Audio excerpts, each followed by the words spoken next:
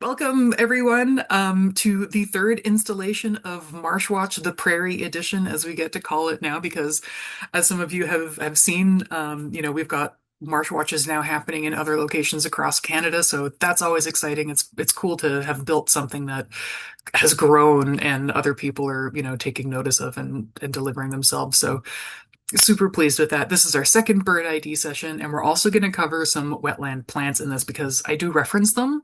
And while this isn't a plant ID course, it is really helpful in, just learning the habitat that's around there. So we'll go over some of those fairly quickly. Before I get started, I'd just like to say that I am currently in Saskatoon. We're located on Treaty 6 territory, which encompasses the traditional lands of the Cree, Dakota, Nakota, Saulteaux, and Stoney First Nations, as well as the homeland of the Métis people. And I've called it home for 11 years now, and I really like the prairies in general, but Saskatoon's a nice little city to be living in. My name, of course, is Leanne Latrimoy. I think most of you know me at this point, but I have worked for many years for Birds Canada in a variety of roles. And it's really fun to get to work for an organization that does all kinds of science and education and outreach and conservation.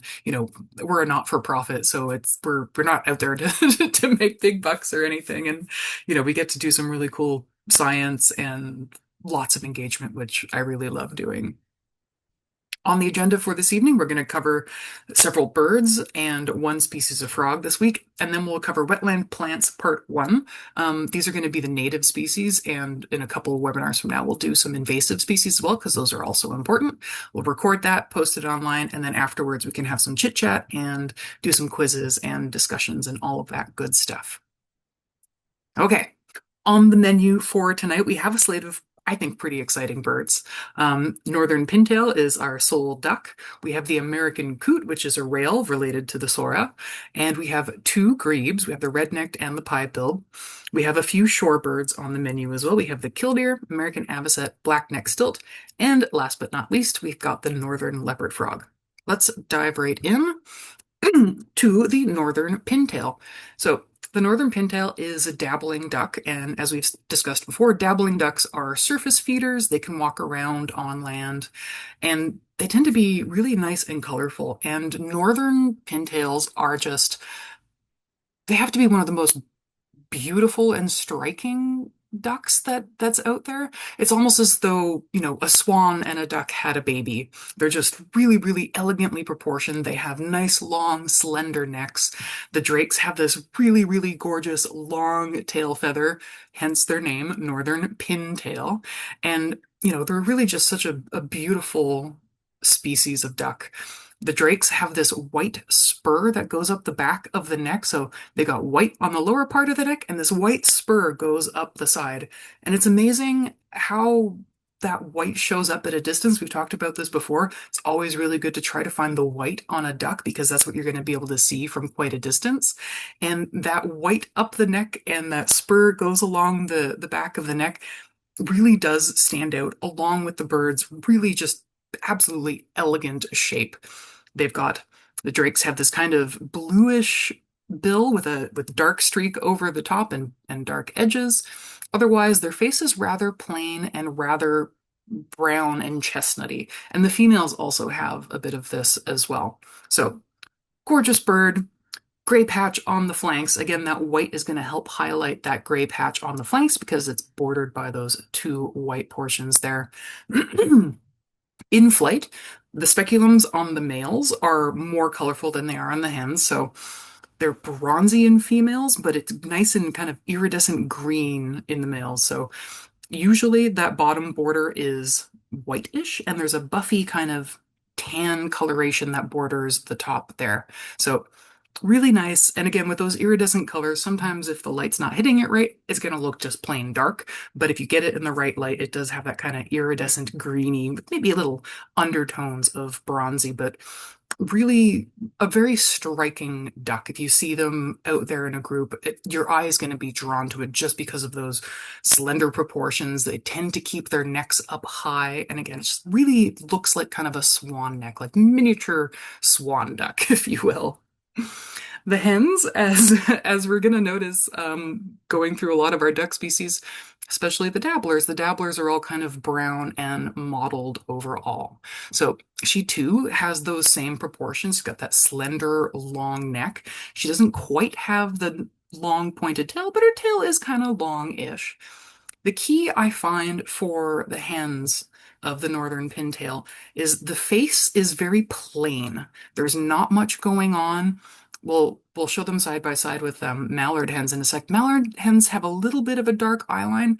The northern pintail hen really tends to have a very plain face overall, and it's a warmer brown than the rest of the body. So it kind of harkens back to that drake plumage where he's got that chestnut head. She's going to have a warmer brown head compared to the rest of the body. In flight, she's going to have that bronzy speculum bordered with white and sometimes buffy or not on top. She has an all dark bill as well, and just that the whole package, medium-sized dabbling duck, long, slender neck, very, very elegant proportions, but a very, very plain face. These guys, as they will, because they are the dabbling ducks, they're a surface feeder. So they're another one of those omnivorous generalists. They're going to be just eating whatever they can get their little bills on, everything from seeds and grains to little tubers. So if they tip up, they can reach down and get those little tubers. They can eat the vegetative parts of aquatic plants. And of course, they're also going to eat invertebrates, especially in the breeding season, because especially the hens as they're getting ready to lay eggs, like those have a ton of nutrients in them. So insects, snails, crustaceans, earthworms, if it's planty or buggy, they'll eat it. You'll find them in shallow wetlands and open country, and there are species that they'll nest in the upland like the other dabbling ducks, but they tend to like it a little bit more wild. Your mallards, you can have those nest in flower pots in people's backyards.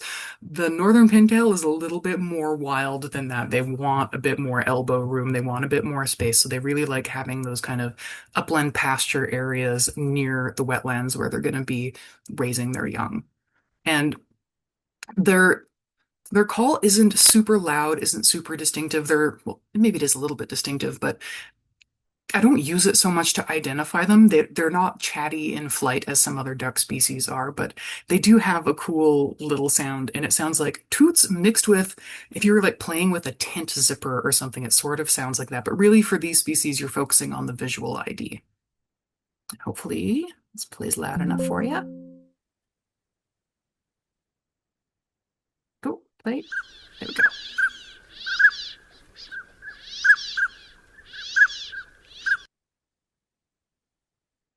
I'll play it one more time, but little toots and almost like a zipper noise.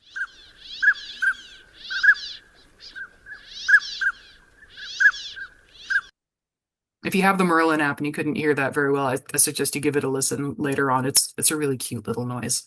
In flight, if you recall lawn darts that were, later banned, they sort of resemble a lawn dart in flight. They fly with their necks straight out. And so they kind of have this long pointed look to them, especially the drakes with that long pintail. So you got kind of the blob of the body, long neck, little bulb at the head, and that little bill. People really do think it looks a fair bit like a lawn dart in flight. So whether you find that helpful or not, that's up to you. But they are a really elegant species, and we don't have tons and tons of them in a lot of places. They're not, say, as common as a mallard or a northern pin or northern shoveler, but when you do get to see northern pintails, they're just absolutely gorgeous. They've got a fairly wide distribution, and again, they like to nest in some of that upland. So you chances of seeing them in the boreal forest are going to be, a lot slimmer unless there's a nice big sedge meadow and some sort of northern fen. But we see them a lot on the prairies, and again, they tend to be a little bit more wild, especially in choosing their nesting areas. Not like the mallard who's going to nest in a flower pot. They're another species with a holarctic distribution. So if you find yourself in northern Russia, you are going to likely be seeing some familiar species. And I always find that a bit of a surprise. We always get focused on North America and where we're seeing these birds, but they do have a much larger and broader distribution globally.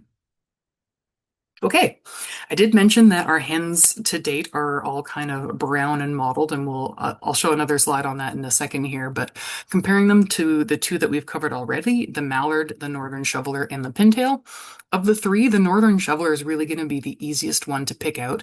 Again, that bill, it's very large, it's very heavy, it looks like a shoehorn stuck to the duck's face. It's very spatulate. It's orangey, but with olive kind of overtones to it. The northern pintail and the mallard, on the other hand, those two are more similar. The bill on the mallard, she's going to have an orangey bill, and that's either going to have spots on the top or it's going to have a dark saddle patch kind of on the middle. The northern pintail hen, she's going to have an overall kind of darkish looking bill. And again, that face is very, very plain, and it's warmer brown than the rest of her body. I didn't point this out last time when we were talking about the mallard because it's mostly useful in comparison, but the face in general on the mallards tends to be less warm brown than the rest of the body coloration. And so when we're comparing those kind of subtle differences, you can take some of those things into account. Of course, if you get to see the bird's wing, that can give you helpful hints. The mallard, again, is blue bordered with black and white. The northern shoveler has green bordered with white above, and the northern pintail has a bronzy border, a bronzy speculum with border of white. And again, the hens are confusing. They're challenging to ID. So if you're newer to birding, definitely stick to the drakes. They're going to be a lot more flashy and a lot more colorful. So if you want to get to the hens, you'll get there someday, I promise, and they will stop looking all of the same. That said, I have mentioned this a couple of times that there are differences between the dabbler hens and the diver hens. So these are all the dabblers that we're going to be covering, and these are all the divers that we're going to be covering. And if you just take a step back and you look at those, you can see there's a difference in general between the two groups.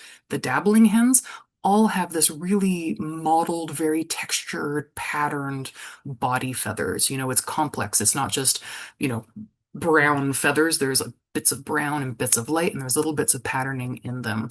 And that's because they do nest in upland habitat. So they're going to be nesting in grassy vegetation sort of area. And they want to remain hidden. They want to be camouflaged. And this coloration really helps them do that. If you've ever gone for a walk in a pasture and been completely startled by a duck exploding up out from under your feet, that's a dabbler hen. They're really good at that camouflage game, and they can also fly up from a complete standstill from the ground. Diver hens, on the other hand, they're either nesting above water, so in the wetland vegetation, or right next to it, or several of them are cavity nesting species. But what that has in common, all of them, is they want to kind of be dark. They want to either look like the water below, they don't want to stand out in any way, they don't want to be too lightly colored or too patterned. They want to resemble either, the dark water that's below them, or they want to blend into that dark nesting cavity. So even just at a glance, even if you don't know anything else, you can look real smart and say, hey, that's a dabbling hen. And you can do that just based on their plumage pattern. You don't need to necessarily know what species it is, but it is a really helpful toolkit, to start sorting out the ducks into more manageable piles. And the dabbler versus diver pile really helps. It makes a big difference in terms of figuring out what duck you have on hand.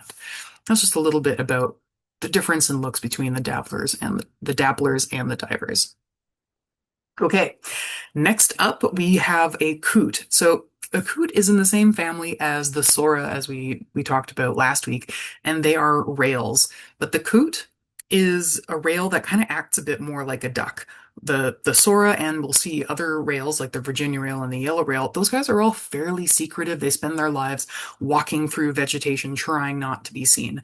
The American coot, on the other hand, really acts like a duck. So it is going to be out there floating around on the water, hanging out, and behaving a lot like a duck would. They're really easy to identify. They are pitch black, their whole body, except their little bit of a white tail feather and their white bill is otherwise jet black. Both sexes look the same, so you don't need to worry about, do the males and females look different? They look very much identical. Totally jet black overall, and that bright white bill, again, that white really stands out at a distance. And funny enough, Black, jet black does too, because we don't actually see a ton of like true black out in nature. So seeing these guys, you're often gonna see them just bobbing around on the water, picking at stuff. They act a bit more like a chicken when they're pecking around and grabbing things. They're not quite doing the same feeding that a mallard or what would have, but they do go around and peck. So you'll find American coots in most wetlands on the prairies. They don't need to be terribly large wetlands. They can make a go at it in fairly small wetlands. What I do love about them is that they have these incredible lobed feet. So they're not a duck. And I guess we haven't mentioned this, but ducks have webbed feet, and that helps them swim and that helps them paddle around on the water. Coots are rails, and most of the rails they just have regular little, birdie toes. The coot, because they do paddle around on the water so much, they have developed lobes on their feet. So if you ever get a chance to see coot feet, they're really, really cool. They're kind of grayish with these dark edges around the little lobes, and that just helps them paddle around on the water's surface. They are fairly chatty, and sometimes you will hear these just making noise in the cattails, and it always just to me kind of sounds like some sort of weird chickeny thing in the water. So let's listen to a few of their different calls. They have a few. Sometimes they just do make like they do these little popping noises. So here is the American coot vocalizations.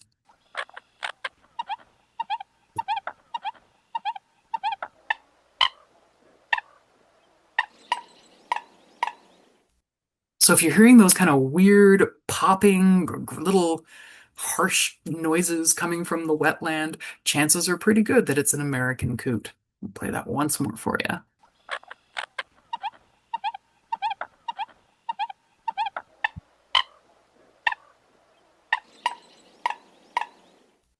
It almost sounds a little bit like a kid with a toy horn on their bicycle, some of those calls. They're kind of weird, quirky birds for sure. They're a surface feeder. Again, they do a lot of that pecking. They will do the dabbling. They can dive down a little bit and grab little bits of fish, but for the most part, they wind up pecking at the surface a fair bit. Another omnivore, so they're going to be eating plant matter year round, pondweeds, sedges, algae, grasses, all that good stuff, and kind of any invertebrates that they can find and can eat. So this is especially, again, important for breeding birds and young birds as they're growing, and that'll include things like insects, mollusks, and crustaceans. They're also fairly ornery and quite territorial. Even though they share wetlands and they share space, that doesn't stop them from having all of these little disputes and squabbles. And they can get quite elaborate. So here's a picture of two of them leaned back and they'll get into these kicking fights. And it's just, and they'll bring their wings into it, and one of them will just kind of like hit the other one with its wing, and they'll smack their feet at one another. It's really, really entertaining to watch. And oftentimes, at the very end of it, they'll do this kind of stylized pose with their necks down, their wings kind of hunched and fluffed up, and those white tail feathers, they put them up and they fan them out. And it's to me, it sort of feels like they're waving the white flag. It's like, okay, we're cool, yeah, we're done fighting. Sometimes they'll do that instead of fighting, and sometimes it will escalate, but they'll use those white on their tails to do some signaling to one another. And again, really funny to watch their little squabbles and their disputes. If you get the chance to just sit at a wetland that has coots on it, it's usually fairly entertaining. Their chicks are kind of one of those things where, only a mother could love it. They're sort of scraggly looking. They're mostly black, but they have these orange tips to some of their feathers. Their heads are bald. They have these little red bills. And coots aren't actually great parents. They are well known for actually murdering some of their own chicks. So they will peck them if the chick is begging too much and is getting on their nerves, or is for whatever reason they've decided that I can't have this many mouths to feed. They will cull some of their own young that way. So maybe not the greatest parents always, but like anything in nature, there's usually some sort of rhyme or reason for that. So they're cute. They can be feeding their chicks and helping them out, but they can also just be a little bit yeah, not perhaps not the best parents. Okay. Coots do have a pretty wide range, and Out here on the prairies, we have the American coot. Back east, you'll also have the common gallinule, formerly the common moorhen, which is similar with a red bill. Their vocalization sounds similar. I don't have quite as much experience as I do with them on the American coots, but it's a similar species. This one is restricted to the North America, as evidenced by the name American coot, so it doesn't have a really wide, broad distribution. Okay. Next up, we're going to talk about two grebe species, and grebes are just really delightful little creatures. So they act sort of like ducks and sort of like loons, if you can imagine sort of a hybrid. They're expert divers, which means much like the diving ducks, they have their legs very far back on their body, even more so than the diving ducks do. They're essentially they can't get around on land. They will build their nests, out of mounds of vegetation in the water, and they'll kind of like waddle up onto them. Their legs are just so far back. They all tend to have pointed bills, and generally they really don't have a whole lot going on in terms of tail feathers. Most ducks, everything else that we've seen has at least something going on in terms of a tail. Grebes really don't have much of a discernible tail, so I like to call them little fluffy bums because oftentimes their rear ends do look quite fluffy. A cool trait of grebes is they consume feathers, and it's not totally clear why they do this, but it's hypothesized that they ingest feathers that creates a bit of a bolus in their stomach, and that would keep the fish bones that they eat, or from the fish that they eat, keep them in their stomach longer and have them dissolve more before passing through more of the gut. That's what the thought is. It's not totally clear. Again, they don't like to answer our surveys and they can't speak English, so it's hard to ask them real questions. But what's cool is they will pick off feathers off of their own tummies and they will feed them to their young to get them started on their little feathers in their stomach. So neat quirk of grebes. What's also neat is their young are brooded on their back, much like loons. If you've ever seen that kind of iconic thing where, loons are going around and they have a little chick on their back, grebes do the exact same thing. And most of them have some form of elaborate courtship ritual, which just makes them neat from a behavior standpoint. They have all of these stylized movements. So today we're going to be focusing on the top two here. We've got the redneck grebe up first, and then we'll talk about the pie-billed grebe. The redneck grebe is, I think, pretty aptly named. Both sexes look the same, and this is the case for all of the grebe species. I think there's very slight differences in some of the horned grebes, but overall, grebes, both sexes look the same. Redneck grebes are quite a large bird.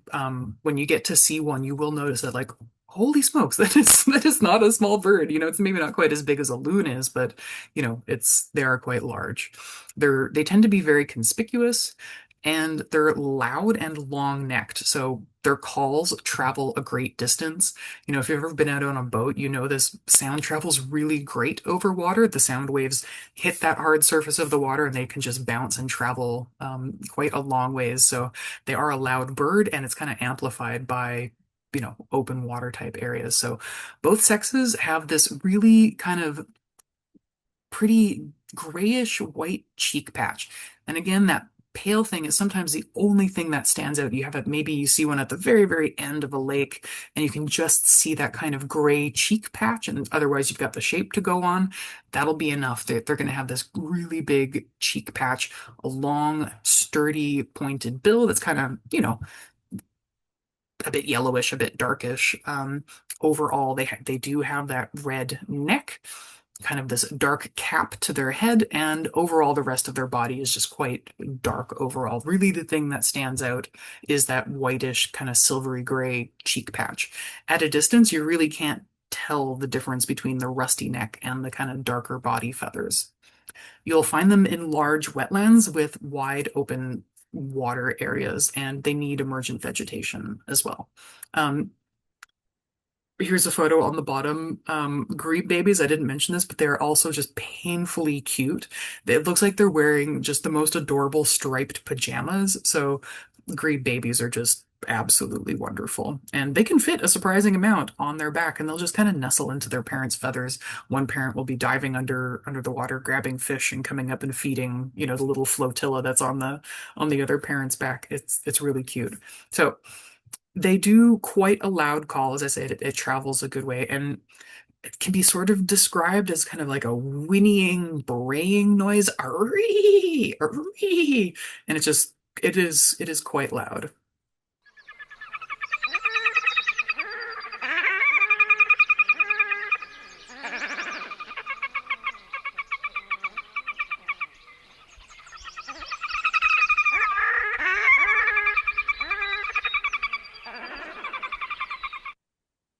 So kind of like a whinny, braying, almost like a laughing noise. Really kind of a distinct call. And again, it can be heard an awful long ways if you're on the wetland.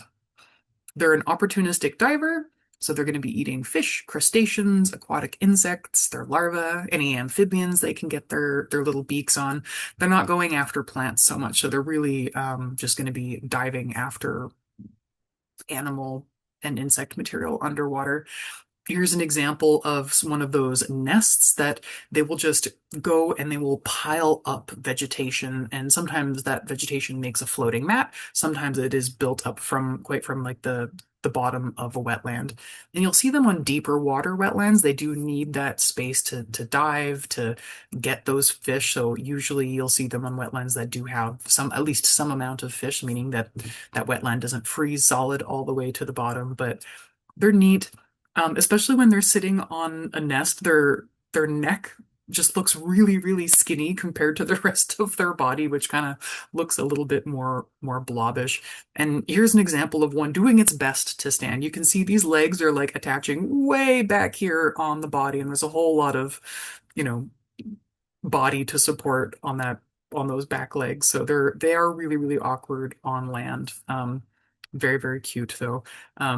They do these stylized displays, and I've got a little flow chart showing you what some of them are, but it's just really cute because they have, the ability to move those feathers and to fan them out. So super cute. They have all kinds of stylized postures, and I just think it's really delightful when I go and I read some of the literature on these things that somebody just was sitting there and just started naming these postures and things, calling the ghostly penguin dance or the penguin dance or the cat display. I just think it's hilarious. Or bouncy posture. I just think all of these names are absolutely delightful. So they do have a lot of stylized displays. If you want to go on YouTube later, or the Cornell Lab has a bunch of videos, you can take a peek at some of the redneck grebe courtship displays. They're absolutely adorable. Another one with a fairly wide distribution in North America. Kind of got to get to Northern Ontario until you start seeing them, but center and Western North America, especially in Canada, a little bit in the States. They're another one with a whole Arctic distribution, so you can also see these guys in other parts of the world. It is pretty wide distribution. Okay, next up is the pied-bill grebe. This is a much smaller grebe, a much shyer grebe. They really don't want to be seen. The redneck grebes really don't care about that, but the pied-bill grebes are really shy. They're small, they're compact overall, and they have a blocky head shape, and they're just a stout little bird. Both sexes, they're kind of this gray-brown overall, and the thing that stands out here, as usual, is the white part on the bird. So they have this thick bill. It's still pointed, but it's not, elongated like it was in the redneck grebe. And it's whitish, almost has a tinge of blue if you get to see them up real close, but more or less it looks kind of whitish, and that also encircles the eye a little bit. And they have this black ring, which is why they are pied, meaning multicolored. So their beak is multicolored there. They do also have a little bit of a black chin, and sometimes you can see that if you get lucky enough to get a really nice look at them. Again, as with the other grebes, they don't really have much going on for a tail. They just kind of look fluffy. And this really is a secretive grebe. They don't want to be seen for the most part. And they do the most adorable, behavior. And I don't know if it has a real name, but I call it playing submarine, where, you know, they have the ability to compress their feathers and let the air escape, and that allows their body, them to become less buoyant, so they sink slowly. And sometimes they'll just do this. They'll be like looking at you like, I'm not sure about you, and they're gonna go under the water and just like keep watching you as they go do it. And it's amazing how much time they can spend underwater, but sometimes they'll show up at the complete opposite side of the wetland, what seems like forever later. And they'll also do this thing where, they'll come back up ever so slowly, and you'll just see them kind of like starting to emerge, and they'll see their little head, and sometimes they'll see you still watching them. They're like, oh no, I'm gonna go back underwater. So it's absolutely hilarious. I think this is just a brilliant photo that someone managed to capture of kind of that submarining in action. So they look a little bit ridiculous when they do it. Very, very cute. Again, this is a species that you're going to find in wetlands with a lot of emergent vegetation and open water that's deep enough for diving. Another opportunistic diver, they're going to eat all sorts of things that they can catch underwater: fish, crustaceans, insect larvae, leeches, amphibians. And they are quite loud. This is another one that has a call that can be heard. Sometimes I'd be doing surveys and like two wetlands over, I can hear the piebald grebe calling. So they have two main calls. The first we call the ow hoop call, and I think you'll see why in a second here. And the second is it almost sounds like a laughing hyena, and they'll often do that one as a duet. So here's the first ow hoop call.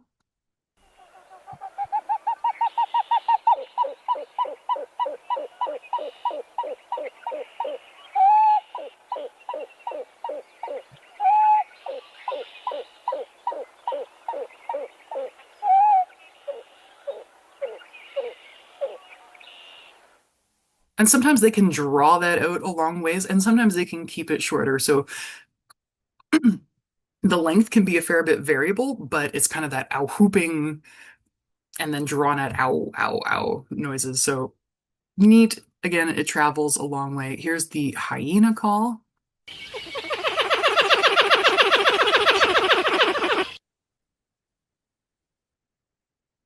And that one is, much quieter. It doesn't travel quite as far. And again, they'll often do it as a duet. Play it again.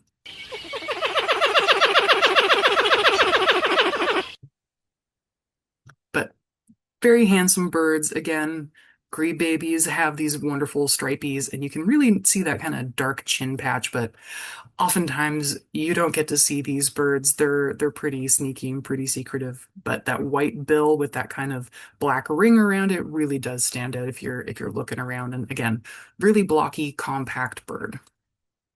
They also have a whole bunch of stylized displays. It's maybe not quite as elaborate as the other species, but they still do have those lovely little dances. And the piebald grebe is a North American species that you can see in many places across Canada. Okay, cover a couple of shorebirds now. First up is the killdeer, and this belongs to the group of shorebirds called plovers.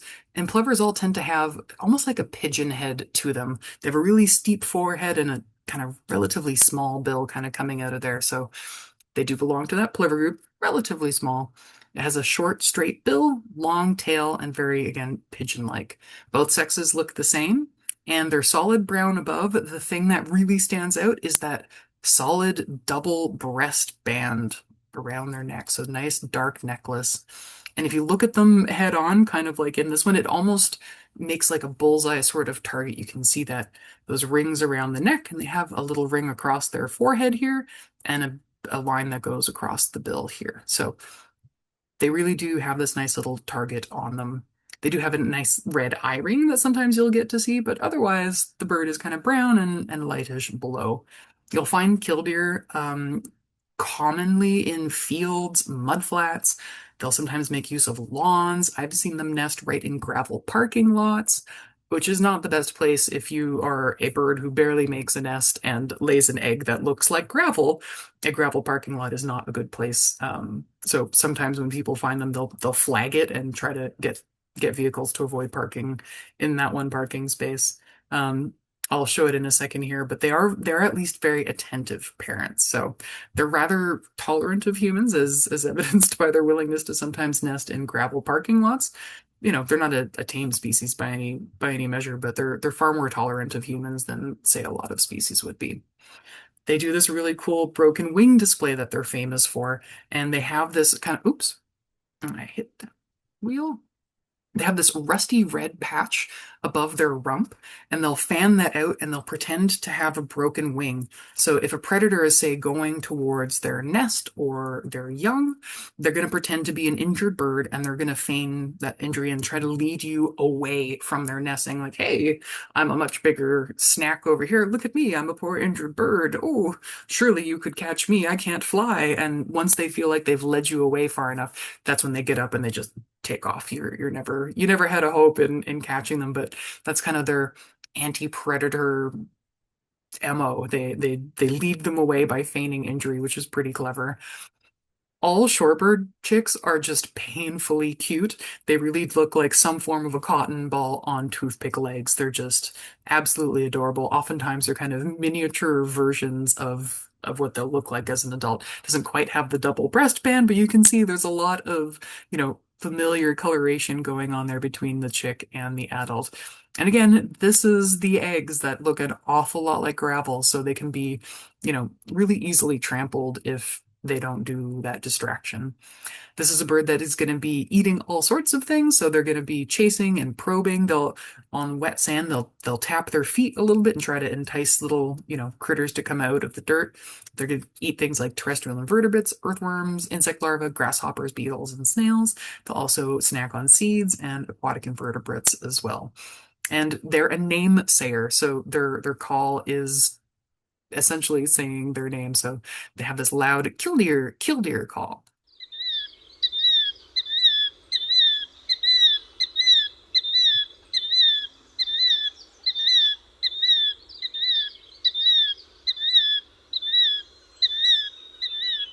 And they will do that over and over and over if you're kind of in their territory. So that's another way that they can hustle you along is by constantly yelling at you.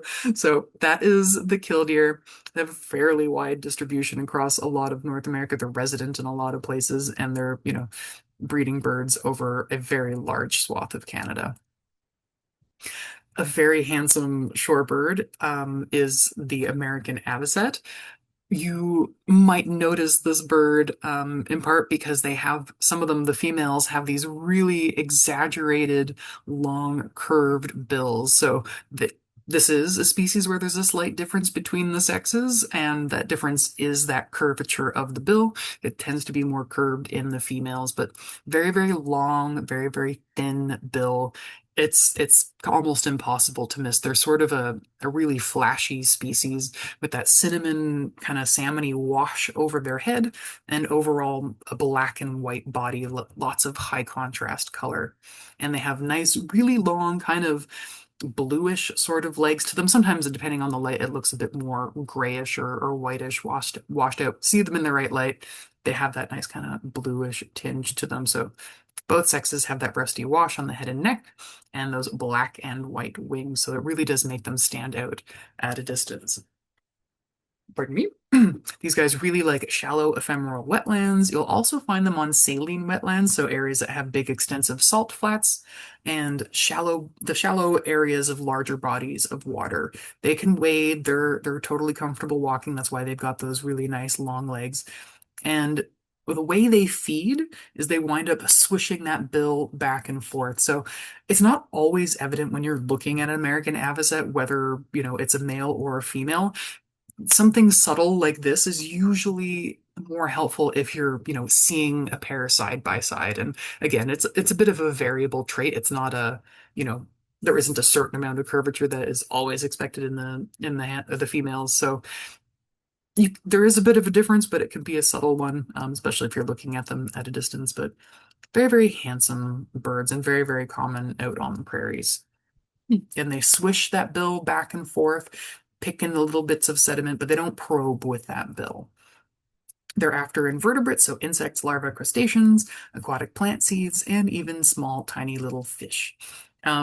Their babies, again, because they're shorebird babies, are absolutely adorable. And you can see they have a long bill, but it's going to take a while for it to grow out to their, adult length. So they're very cute, and they do grow pretty quickly. Focus mostly on visual ID for these species, in part just because you're likely to see them in the habitats that they're in, but they do make a lovely little pleek, pleek, pleek call.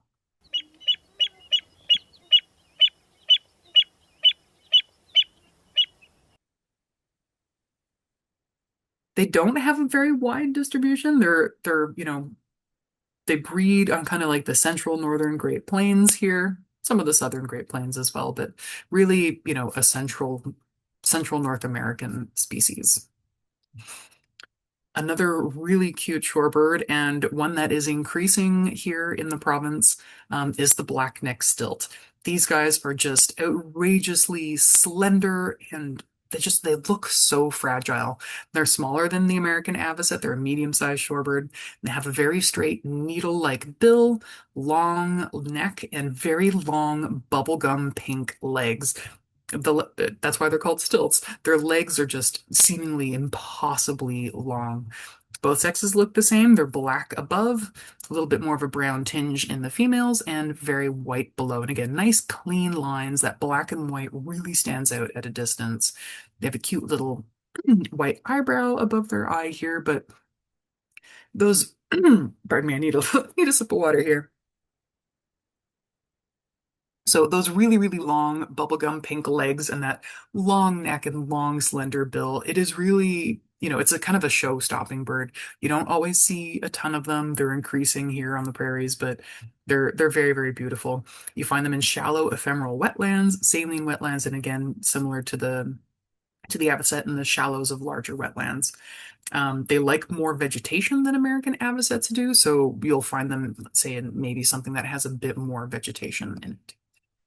They also they go around and they snap little invertebrates, small fish, tiny frogs if they can get them.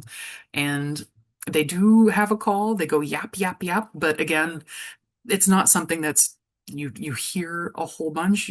If you see them, they really stand out that way. But here is their yap, yap, yap call.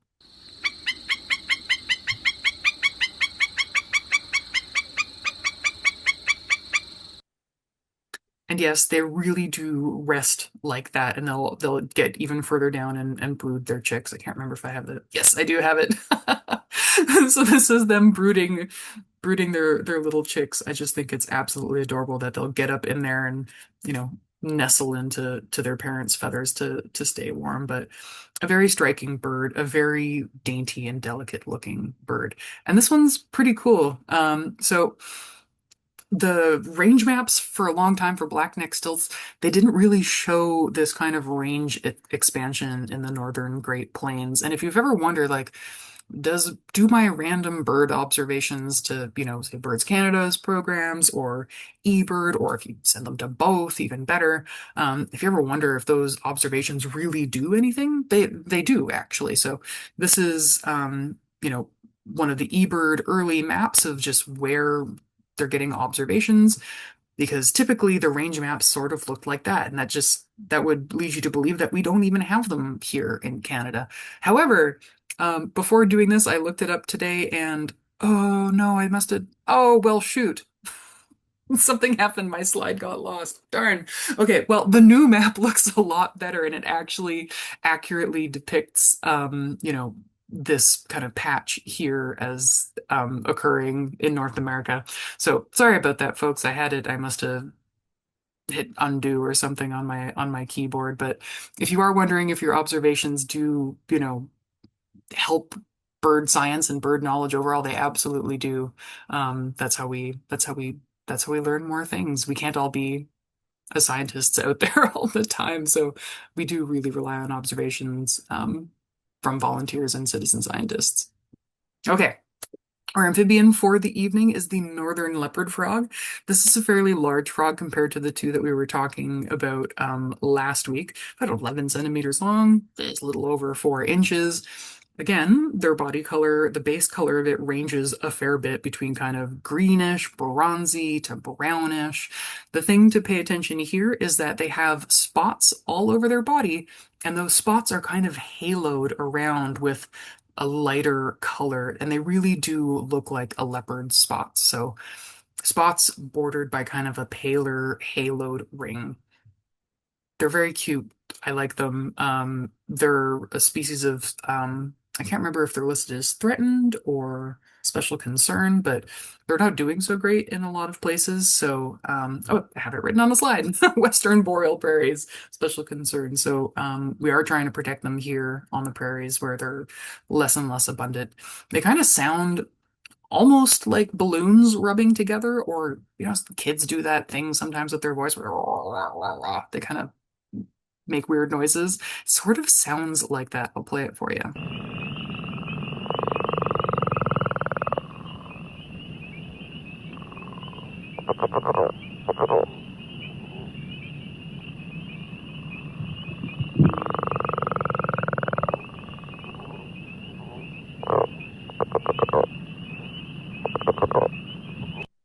So really kind of throaty, kind of raspy, sort of like rubbing two balloons together, maybe, if that works for you, but that is the northern leopard frog. And I did promise some common wetland plants because I do mention them. And again, we're not going to go over tons of ID, but some of the common groups of wetland plants are going to be really helpful when we're talking about different habitats, different environments, and even, if you're out birding with someone, it can be really helpful to say, oh, over there by that stand of cattails or by the bulrushes, because as we'll see in a minute here, they can look a fair bit different from a distance. So wetland plants, again, they're adapted to wet environments and they're tolerant of flooding to varying degrees, and a lot of them are tolerant to some sort of a wet and dry amount. First up, we've got the cattails. This is the quintessential corn dog on a stick. There's a few species of typha, but they all kind of have this corn dog-like flower. In the spring, when the pollen is happening, there's just a ton of it that is shed. You can actually collect it and use it along in place of flour or along with flour. I've never done it myself because I'm usually working at that time, but you can collect cattail pollen in somewhat prodigious amounts. They have kind of flattened stems and leaves. They're bright green. They're kind of a vibrant color. We'll compare that with the rushes here in a second here, but they have many leaves growing out from the base, so much kind of like a lily plant where they have these flattened leaves all coming out from a single base. And they're rather tall, and that can vary, especially if they're on the edge of a wetland or they're kind of just hanging on. Maybe they don't get quite as tall, but they can range from kind of 5 to 10 feet tall. So here's a friend of mine, we were doing some vegetation surveys, and those cattails are anchored into the ground, where he's standing, and, he's having a hard time measuring the top of them. Versus my other friend standing here on some drier ground, and the cattails were only kind of coming up to her shoulders. So, there's a large variety in heights that they can reach. You'll find cattails in deep or shallow water, but usually, more prolific in areas that have some amount of deeper water. They can form floating mats, which I can guarantee you is terrifying to walk on. They'll form sometimes these floating shelves, and I've even been on one that was a floating cattail island that had trees established in it. It was a pond in southern Ontario, and depending on which way the wind was blowing, the island might be smooshed up to one side of that pond, and you couldn't, swim around the island or swim boat around the island in your canoe. So they can make these pretty incredible floating mats. They also, like a lot of wetland plants, they tend to form a large monoculture stand. There doesn't tend to be a lot growing in there with them. So you'll get like a stand of cattail turning into a stand of bulrushes. So you'll often see a lot of those, between the, hard lines between the two species. I'm just seeing a comment. We're going to talk about the native and invasive cattails in the next time when we're talking about the invasive cattail or the invasive species, and we'll do the same with the Phragmites because there is a native Phragmites as well. So those are the cattails. And we do have bulrushes here, and bulrushes are neat because they're round in cross section. If you've ever had the chance to just grab one and break it open, it's very spongy. There's all kinds of these cells and big air gaps inside them. So very, very spongy. They're dark green overall. They're round, and it's a single spiked stalk, and they can range anywhere from 3 to 10 feet tall. Their flowers are tassels near the tip of that single leaf, so hanging off like that, or more at the tip, depending on the species. There's a few different species. The bulrushes are formerly in the genus Scirpus, but they've been moved to this one with this wonderful name, Shenaplectus, I think would be how it was said. Um, at any rate, taxonomy changes. So these are the bulrushes. They can get quite big. Some of them are smaller and a bit more slender. This is another species that you're often going to find in deep water. Does form large monoculture stands. So if you see cattails and bulrushes, you know for the most part that it's going to be, a deeper wetland. And the bulrushes especially, the cattails seem to be, in my experience, a bit more tolerant of kind of low water conditions. The bulrushes, really, you see them out in the deeper parts of the wetland. So I think they're really neat plants, and I always like grabbing a leaf and playing with them as I'm wandering through a wetland. Rushes are very similar. This is in the Juncus genus, so you can just imagine them as smaller bulrushes. They are also dark green. They are round, but they're very wiry, so they don't have that same sort of spongy texture on the inside, but they are round, they are wiry, and they do have a single spiked little stalk. And these guys are short, up to 2 feet. Oftentimes they're just, half a foot, maybe a foot tall. They have flowers on the tip near the stem, and they do make really beautiful little flowers. So if you see some rushes in some kind of moist soil areas and they happen to be flowering, take a look because they're very small, but they are really quite beautiful. And they do really like moist soil areas. I've heard a lot of ranchers refer to it as round grass, which is a pretty apt description. It's kind of grass-like, but they are totally round in cross section. Again, dark green overall, and sometimes you can see this at a distance where, you're seeing all this grassy green stuff, and then it's like, oh my, there's like some darker areas that's usually indicative of a spot that's got more water in it because there's rushes establishing there. Sedges are a little bit different. Sedges are much more grass-like. The way to remember sedges is sedges have edges. So rushes are round and sedges have edges. So if you've ever felt one of these leaves, they have kind of a few kinks to them. They're stiff. They can have a bit of roughness to them, but overall they kind of look like a bit of a grass. And then you see these little flower heads. They form little spikelet with a little puffy sac that contains a little nutlet. And they are quite a fair bit different than grasses. So you'll often find them in shallow water to kind of wet meadow areas, depending on the species, but they're pretty short, 1 to 3 feet. They do have a triangular stem. So again, that sedges have edges translates to both the leaf and the stem, where it's, not round like the rushes. Rushes are round, sedges have edges. And that holds true for the leaves. If you were to look at them in cross section, it almost kind of makes a W look to them. So neat little plants. There's a few species that really like sedge meadows. Spike rushes are also really adorable. They're not totally always round, or some species are round, some species are a little bit more angular, but they look like a little spear. So it's a single stalk that has a flower tip like really growing right at the very tip of the leaf. It's not kind of hanging off the side or anything. The leaf kind of ends in this little flower stop right at the tip. So this is another species that's often kind of shallow water to wet meadow.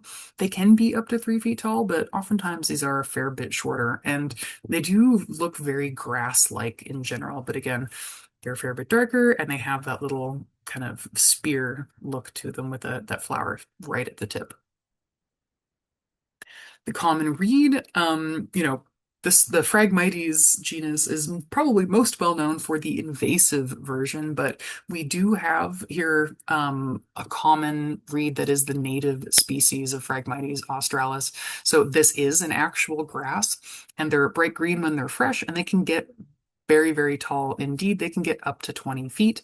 They're sort of bamboo-like in that they have a bit of a hollow stem, and they have this very feathery, flowery seed stalk at the top. You'll find them in wetlands, but they often colonize ditches. They're salt tolerant, and Again, they form kind of large monoculture stands. When we talk about the invasive species, we'll compare and contrast the two a little bit more, but there is a native species of Phragmites here in North America, so it's not all bad. And especially here on the prairies, we tend to see more of the native species than we do the invasive one for now. Of course, where would we be without talking a little bit about duckweed? Um, Duckweed is an important food for waterfowl, especially, and they are teeny tiny little plants that kind of grow these little lobe-like leaves, usually have 2 to 3 leaves depending on the species. They make these little floating clusters and they have little rootlets that hang down and they just really hang out at the water surface. The flowers are absolutely tiny and they're not really visible, but they do actually flower. And you'll find these mostly, accumulating in still water areas, and they can totally form a very, very dense mat. And there's a few different species. This one has 3 leaves and is not quite as dense of a mat forming as the species of duckweed that we're probably a bit more familiar with. This is the one where you're seeing all of those dabbling ducks just eat it right up because it's pretty nutritious and they like it a fair bit. I did mention that some of these plants can look a fair bit different at a distance. This is taken still fairly early, kind of at the end of May here, so there's still a lot of older vegetation hanging on from last year, and the new stuff is just growing up. But over here, this is where we have some cattails, those broad, kind of flattened leaves, that kind of lightish green color, but still fairly tall. And again, you can tell that we're in a deeper portion of this wetland. If I remove that, you can see just some of the remnants of last year's flower stalks, but soon these will keep growing and you won't be able to see most of the remnants. Further back, we have these patches of bulrushes, and they just look very dark overall. It's a really, really rich, dark green. So even just looking at, a wetland like that, you can see, oh, really, really dark area. Those are some bulrushes. These lighter, kind of more leafy looking things that are quite tall and prevalent throughout a large portion of it, those are likely to be your cattails. So bulrushes there. And there was actually some sedges here right over. Again, they look very, very grass-like, but they're growing in the middle of a wetland kind of gives it away that it is a sedge and not a grass. So you can ID these a little bit at a distance, and it can just be helpful, when you're pointing out to someone. Tell them, oh, the bulrushes, those are those dark green ones. So over by the dark green, you can see such and such. Okay, we'll do a quick review here of the birds that we did today. We got the northern pintail. Focus on the visual ID for this one, but they do have quite a cute little tooting call and a little bit of a tent zipper noise.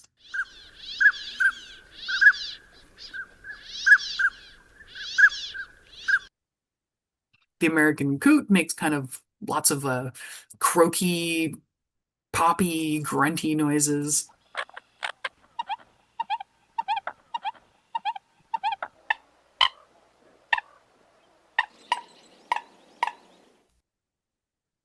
The redneck grebe, quite loud, makes a long, whinnying, braying call.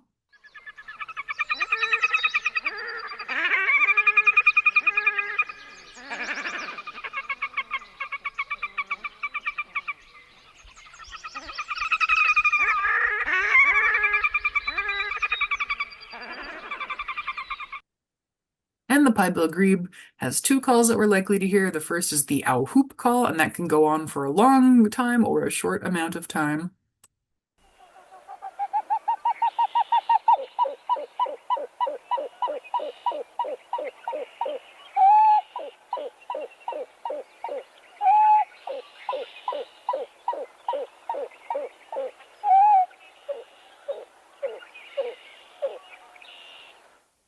And of course, the hyena call.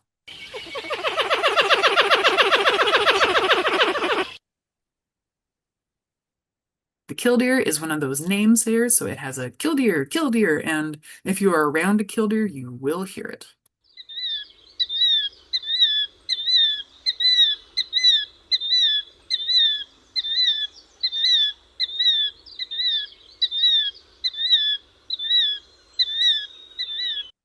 And they will do that flying around you, and eventually you will get tired of hearing it and you will very likely move on to somewhere else. The American Avocet has a pleek, pleek, pleek call, but we're more focused on the visual ID for this species.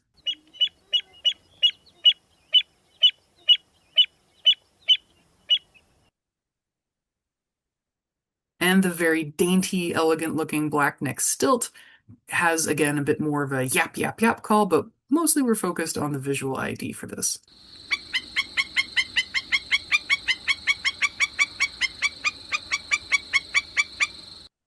Pretty adorable little bird. And last but not least, our northern leopard frog with its little leopard spots has a kind of a croaky, raspy, balloons rubbing together kind of noise.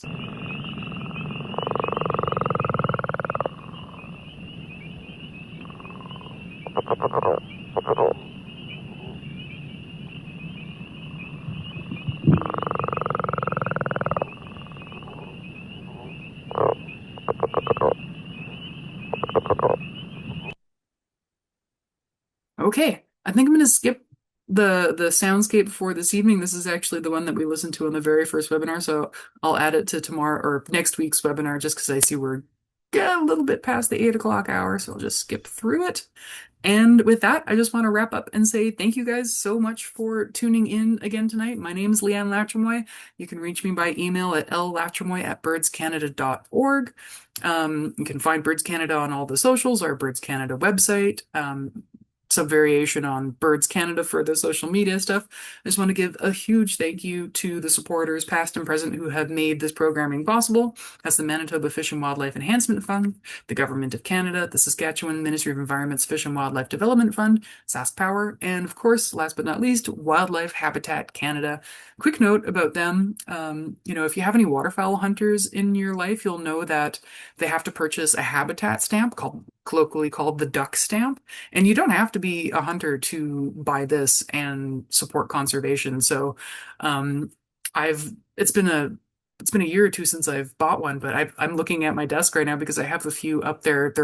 They have painting competitions. They're just really, really gorgeous stamps, and the money that they raise from that goes to help fund conservation. So, if you ever want to get yourself a pretty looking stamp and, help out that way, you're absolutely more than welcome to. Wildlife Habitat Canada is the organization that does that here in Canada.